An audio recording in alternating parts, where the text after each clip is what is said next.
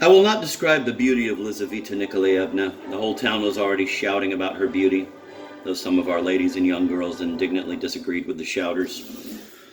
There were some among them who already hated Lizaveta Nikolaevna in the first place for her pride. The Drozdovs had hardly even begun to pay any visits, which was insulting, though in fact the cause of the delay was Praskovya Ivanovna's ailing condition.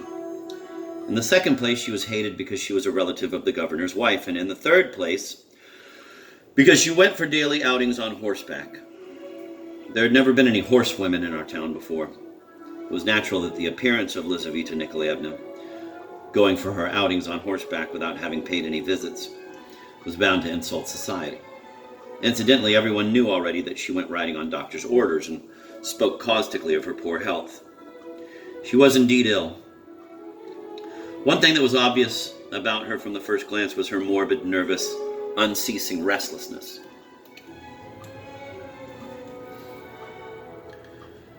Alas, the poor girl was suffering very much, and everything became clear afterwards. Recalling the past now, I will not say that she was the beauty she seemed to me then. Perhaps she was even not good-looking at all. Tall, slender, but lithe and strong. The irregularity of the lines of her face was even striking. Her eyes were set somehow in Kalmuck fashion, slantingly. Her face was pale with high cheekbones, swarthy and thin. Yet there was in this face something so conquering and attracting. Some sort of power told itself in the burning look of her dark eyes. She appeared, quote, as a conqueror and to conquer, end of quote. She seemed proud and sometimes even bold. I do not know if she succeeded in being kind, but I know that she wanted terribly and suffered over forcing herself to be a little bit kind. In her nature there were, of course, many beautiful yearnings and very just undertakings, but it was as if everything in her were eternally seeking its level without finding it. Everything was chaos, restlessness, agitation. Perhaps she made too severe demands on herself, never finding herself strong enough to satisfy them. She sat down on the sofa and looked around the room. Why is it that I always feel sad at such moments? Can you solve that, my learned man? All my life I thought I'd be God knows how glad to see you and remember everything. And now I don't seem to be glad at all, though I do love you. Oh God, he's got my portrait hanging there. Give it to me, I remember it, I remember. An excellent miniature watercolor portrait of the 12-year-old Liza had been sent to Stepan Trofimovich by the Drozdovs from Petersburg 9 years before. Since then it had always hung on his wall. Was I really such a pretty child? Is that really my face? She got up and, holding the portrait in her hand, looked at herself in the mirror. Take it quickly, she exclaimed, giving the portrait back. Don't hang it up now, later. I don't even want to look at it. She sat down on the sofa again. One life passed, another began, then that passed, and a third began, and there's still no end. All the ends are cut off as if with a pair of scissors. See what old things I'm saying? And yet so true. She grinned and looked at me. She had already glanced at me several times, but Stepan Trofimovich, in his excitement, even forgot that he had promised to introduce me. And why is my portrait hanging under those daggers? And why do you have so many daggers and swords? Indeed, he had hanging on the wall, I do not know why, 2 crossed yataghans, and above them a real Circassian saber. She looked at me so directly as she asked that, I was just about to make some reply, but cut myself short. Stepan Trofimovich finally realized and introduced me. I know, she said. I'm very glad. Mama has already heard a lot about you. And let me also introduce you to Mavriky Nikolaevich. He's a wonderful man. I've already formed a funny idea of you. You're Stepan Trofimovich's confidant, aren't you? I blushed. Oh, forgive me, please. I used the completely wrong word. Not funny at all, but just... She blushed and became embarrassed. However, why be ashamed of being a wonderful man? Well, it's time to go, Mavriky Nikolaevich. Stepan Trofimovich, in half an hour you must be at our place. God, how we're going to talk.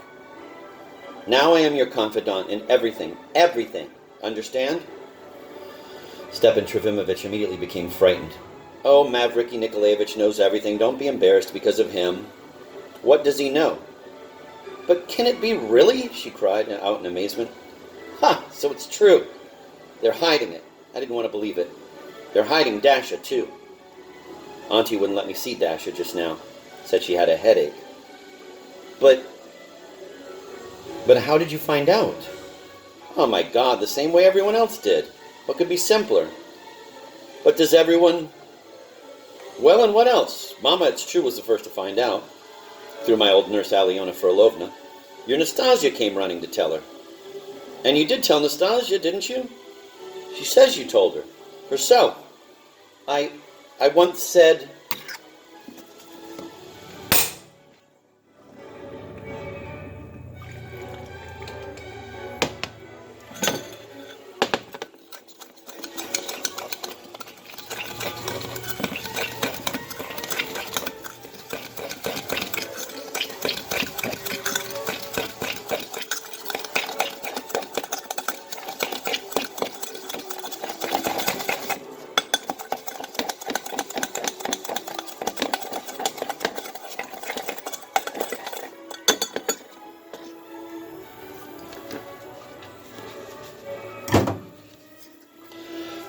I once said, Stepan Trofimovich stammered, blushing all over, but I only hinted.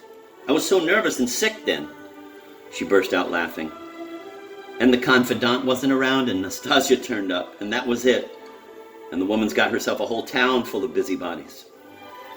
Well, good heavens, what difference does it make? Let them know, it's even better. Come for dinner as quickly as you can. We dine early. Oh yes, I forgot, she sat down again. Listen, what is this Shatov? Shatov? He is Darya Pavlovna's brother. I know he's her brother. What's the matter with you, really? She interrupted impatiently. I want to know what he is, what sort of a man. He's a local dreamer. He's the best and most impossible man in the world. I've heard he's somehow odd. Anyway, that's not the point. I've heard he knows 3 languages, English too, and can do literary work. If so, I have a lot of work for him. I need an assistant, and the sooner the better. Will he take work or not? He was recommended to me. Oh, most certainly, and you will do a good deed. It's not for the sake of a good deed. I myself need assistance.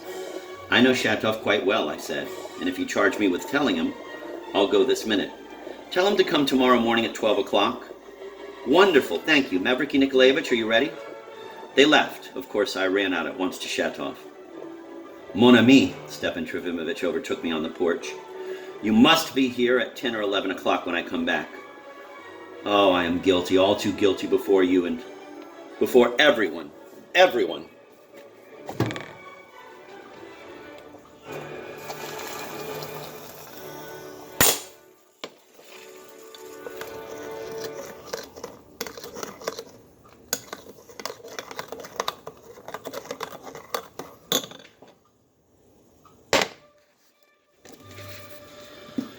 I did not find Shatov at home. I ran by 2 hours later.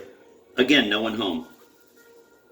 Finally, after 7 o'clock, I went hoping either to find him or to leave a note. Again, I did not find him. His apartment was locked, and he lived alone without any servant. It occurred to me to try knocking downstairs at Captain Lebyedkin's to ask about Shatov. It was locked there, too, and there was not a sound, not a glimmer, as if the place were empty. I passed Lebyedkin's door with curiosity, being under the influence of the stories I had just heard. Finally, I decided to come back early the next day. Indeed, I did not count very much on the note. Shatov might ignore it. He was so stubborn, so shy. Cursing my bad luck, and already going out the gate, I suddenly ran into Mr. Kirilov. He was going into the house and recognized me first. Since he began questioning me himself, I told him all the essentials, and that I had a note. Let's go, he said. I'll do everything.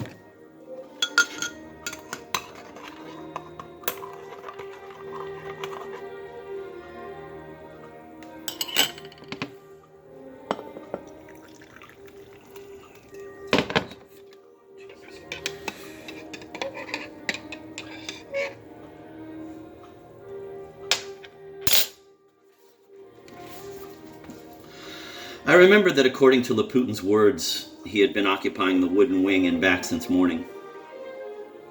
This wing, which was too spacious for him, he shared with some old deaf woman who also served him. The owner of the house lived in another new house on another street where he ran a tavern, and this old woman, apparently his relative, stayed to look after the whole of the old house.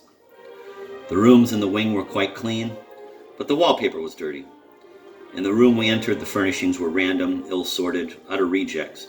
2 card tables, an alderwood chest, a big plank table brought from some peasant cottage or kitchen, chairs and a sofa with lattice backs and hard leather cushions.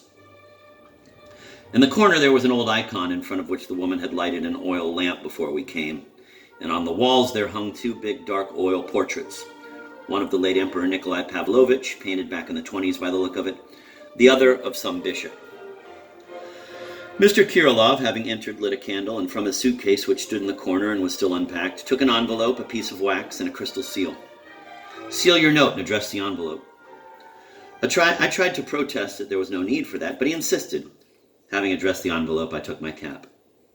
"And I thought perhaps some tea," he said. "I bought tea. Want some?" I did not refuse. The woman soon brought in the tea.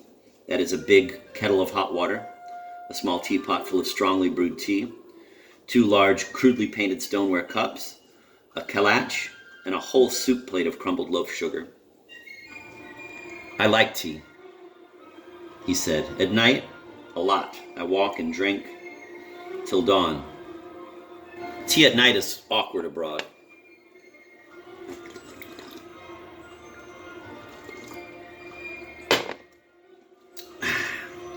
"You go to bed at dawn?"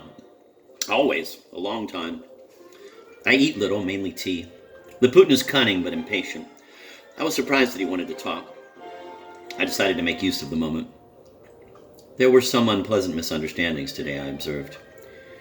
He frowned deeply. "It's foolishness. Great trifles. It's all trifles because Labyekin is drunk. I told Putin nothing. I just explained the trifles. Because the other one gets it all wrong. Putin has a lot of fantasy. In place of the trifles, he made mountains. I trusted Putin yesterday. And me today?" I laughed. "But you already know everything from this morning. Putin is either weak, or impatient, or harmful, or envious." The last little word struck me. "Anyway, you've set up so many categories, it would be surprising if he didn't fit into one of them. Or into all together. Yes, you're right about that too. Putin is a chaos. Is it true what he was blathering today, that you're planning to write something?" "Why blathering?" He frowned again, staring at the floor.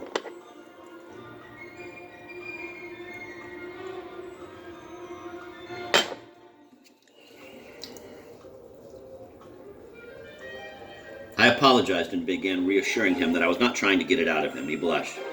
"He was telling the truth. I am writing. Only it makes no difference." We were silent for a moment. Suddenly he smiled the same childlike smile as that morning. He invented about the heads himself from books and told me first. And he understands badly, but I'm only looking for the reasons why people don't dare to kill themselves, that's all. And it makes no difference.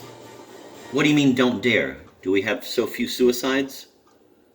"Very few." "You really think so?" He did not answer, got up, and began pacing back and forth pensively. "And what, in your opinion, keeps people from suicide?" I asked. He looked at me distractedly, as if trying to recall what we were talking about. I still know little. 2 prejudices keep them. 2 things, just 2. One very small, the other very big. But the small one is also very big.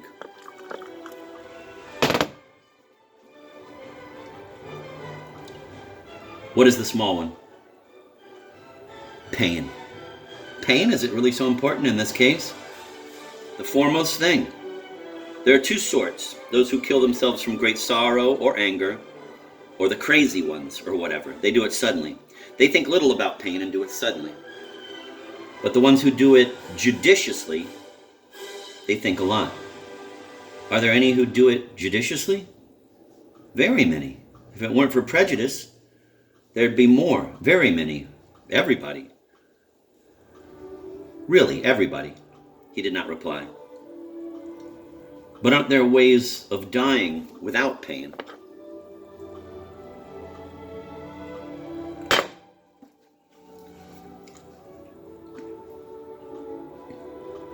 Imagine, he stopped in front of me. Imagine a stone the size of a big house. It's hanging there, and you are under it. If it falls on you, on your head, will it be painful? A stone as big as a house. Naturally, it's frightening. Fright is not the point. Will it be painful? A stone as big as a mountain, millions of pounds. Of course, it wouldn't be painful at all. But go and stand there in reality. And while it's hanging, you'll be very much afraid of the pain. Every foremost scientist, foremost doctor, all of them will be very afraid. They'll all know it won't be painful, but they'll all be very afraid it will be.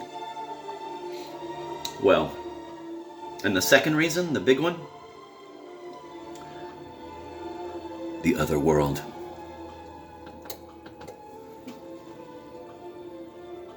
Punishment, you mean? That makes no difference. The other world.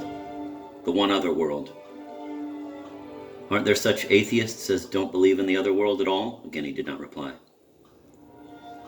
You're judging by yourself, perhaps? Each man cannot judge except by himself, he said, blushing. There will be entire freedom when it makes no difference, whether one lives or does not live. That is the goal to everything. The goal. But then perhaps no one will even want to live. No one, he said resolutely. Man is afraid of death because he loves life. That's how I understand it, I observed. And that is what nature tells us. That is base. That is the whole deceit. His eyes began to flash. Life is pain. Life is fear. And man is unhappy. Now all is pain and fear. Now man loves life because he loves pain and fear. That's how they've made it. Life now is given in exchange for pain and fear. And that is the whole deceit.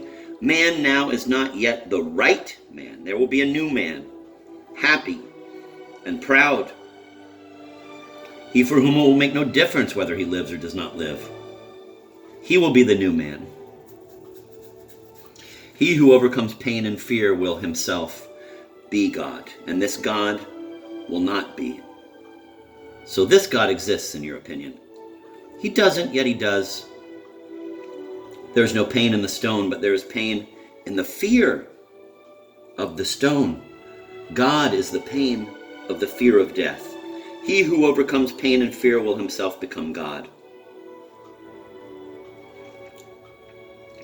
Then there will be a new life, a new man, everything new. Then history will be divided into two parts, from the gorilla to the destruction of God, and from the destruction of God to the gorilla? To the physical changing of the earth and man. Man will be God and will change physically. And the world will change, and deeds will change, and thoughts, and all feelings. What do you think? Will man then change physically? If it makes no difference whether one lives or does not live, then everyone will kill himself, and perhaps that will be the change. It makes no difference. They will kill the deceit. Whoever wants the main freedom must dare to kill himself. He who dares to kill himself knows the secret of the deceit.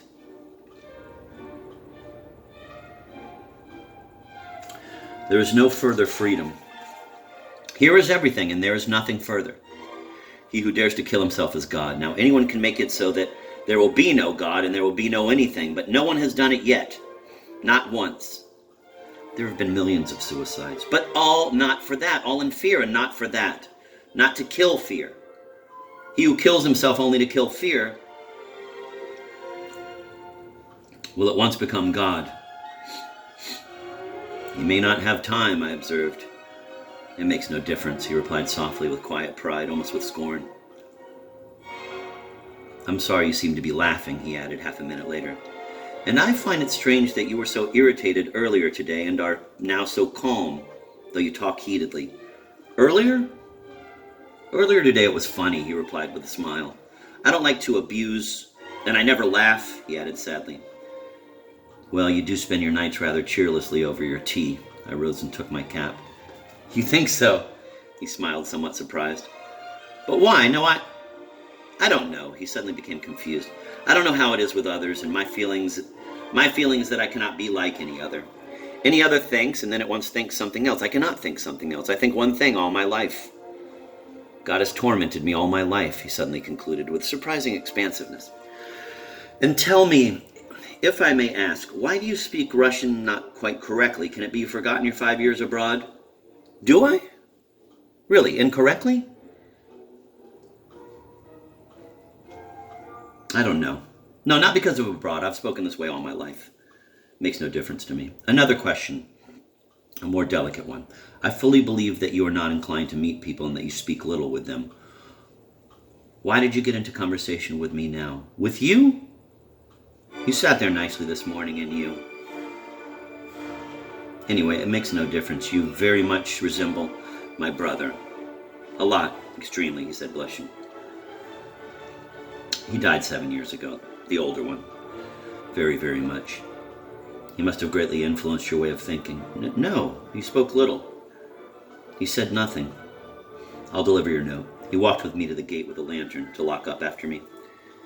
He's crazy, of course, I decided to myself. At the gate, a new encounter took place.